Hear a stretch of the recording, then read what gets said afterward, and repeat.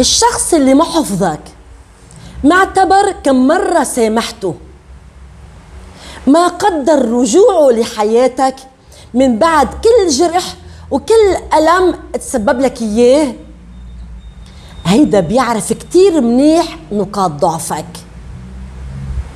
بيستحكم يتلاعب على مشاعرك،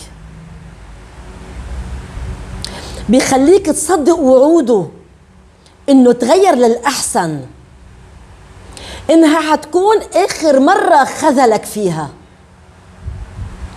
بيرجع وبيزيد أوجاعك. هيدا إنسان ضعيف، جبان، فاقد ثقته بنفسه.